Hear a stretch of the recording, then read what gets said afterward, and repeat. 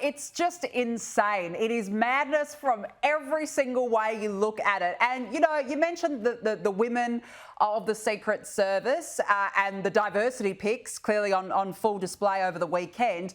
But they were like a pack of fumbling fumbleinas. And I think that this particular video sums up their efforts. After Secret Service Barbie, a highly trained member of the Secret Service, removes her weapon from its holster for the very first time in her career.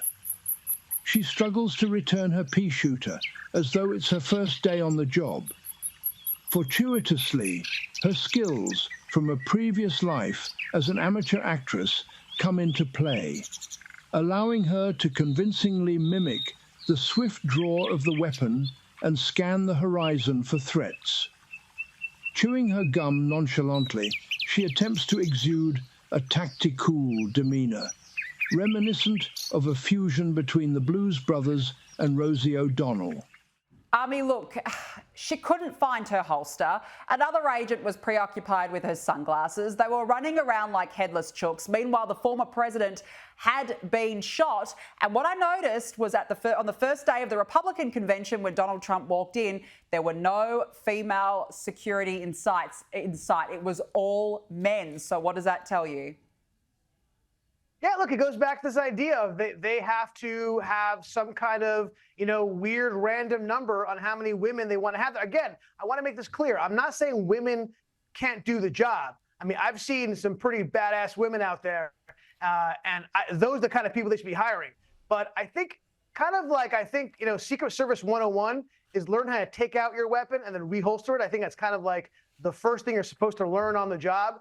And just look at the size of her. She just can't handle a man of President Trump's size. I think that's what it comes down to. I think it's ridiculous. I'm not saying that there's any kind of conspiracy here, that they weren't trying to give him the best people they could. Look, I remember I spent 10 days with Secret Service people when Ivanka Trump was at a program that I was on.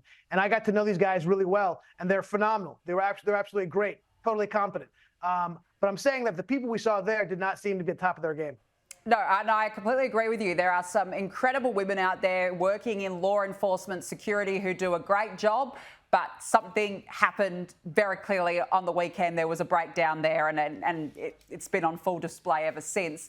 Now, CNN is reporting that US authorities obtained intelligence in recent weeks on a plot by Iran to try and assassinate Donald Trump, a development that led to the Secret Service, would you believe it, actually increasing security around the former president. With the existence of the intelligence threat from a hostile foreign intelligence agency, plus this enhanced security for Trump, does that raise even more questions about the lapses at the Pennsylvania event? Yeah, it absolutely does. This is not a warning that they got from an individual. This is a warning they got about a state that was looking to and using their state resources to possibly assassinate the president. That's a whole different level, threat level, obviously, you need to deal with. I think that highlights the problems that we saw. It highlights the fact that this man was on the roof for a full 30 minutes before he shot the president, and that he was actually pointed out not by Secret Service, but by a local cop and some fans who were at the rally. No, it's a massive problem. But I think the more important takeaway here for me is that when it comes to the election, if our sworn enemy, Iran, wants to take out this president, this former president, what does that mean about who we should be electing, right? If they've got their support around Biden saying, we'd rather have that guy as president, let's take out Trump, I think it says a lot about the Trump presidency and how we're going to be handling Iran. Look, there's no secret. Iran doesn't like Trump. Why? Because Trump was able to handle Iran. They killed Soleimani. They got us out of the Iran deal. He put on more sanctions. He handled Iran the way they had to be handled, not with a feather, but with a stone, with a rock. And that's what Trump did. Look, this is a President Biden, who, after Iran sent over 300 missiles, ballistic missiles, and drones and rockets against Israel, President Trump said to Netanyahu, You better not retaliate or you will lose my support. This is what we're dealing with. Iran knows that. That's why they prefer to have President Biden versus President Trump, and they're trying to stack the deck by taking him out. Yeah, because they know they've had a more easy run under Joe Biden, and they know that Trump is genuinely going to stand in their way. I think that's a very, very good point. Now, the host of the left-leaning MSNBC show Morning Joe, Joe Scarborough, has criticised his own network for taking the show off air in the wake of the shooting.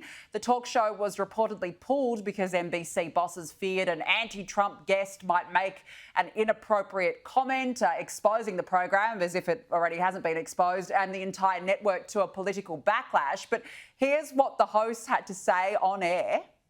Next time we're told there's going to be a news feed replacing us, we will be in our chairs. We'll be sitting here. Yeah, and the news feed will be us, or they can get somebody else to host the show. Well, the world would be a better place if they did indeed quit, because have a listen to some of Joe's previous meltdowns. And if he is voted into office, then a lot of these people that are talking about literal or figurative or whatever the hell they're saying, you're going to look like idiots. Because he will get away with, he will imprison, he will execute whoever he's allowed to imprison, execute, drive from the country. Listen, if they voted for Trump in 16, whatever. They voted for Trump in 20, they knew exactly what they were doing. If they vote for Donald Trump in 2024, they're knowingly voting for a fascist. They're voting for a racist. They're voting for somebody that wants to put this country 200 years in the back. Army, the guy is clearly completely unhinged. Isn't it time to cancel this show permanently? This is par for the course of MSNBC. Do I think he should be fired and end the show? No. Why? Because this is what this entire news network is about, right?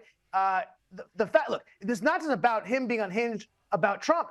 This is a man, Joe Scarborough, who's gaslighting about how the great fitness Joe Biden was in just prior to that debate, right? He talked about how he's the top of his game mentally and physically. So this is not the only problem, Joe Scarborough, but the bigger problem is that this is MSNBC writ large, and even worse, to be honest. The truth is, if you wanted to show clips of other hosts talking about Trump and the Trump derangement syndrome that they have, it would be worse. And they all have jobs. So should he be taken out? No, because this is par for the course of the network. This is what the network is all about. This is actually personal for me. I actually was banned from the Joe Scarborough Joe Scarborough show a few years back. So, a little just desserts.